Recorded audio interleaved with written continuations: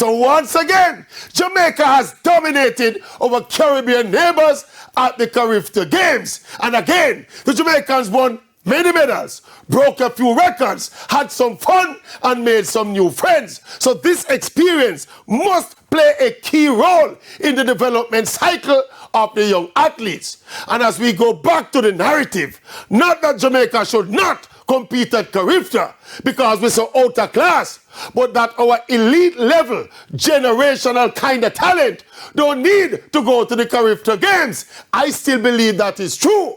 And we can add pen relays to that list as well.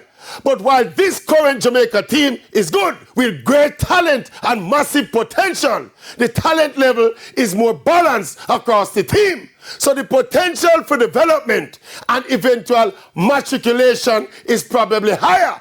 So by all means, no complaints this time around that the Jamaican youngsters competed at this year's CARIFTA.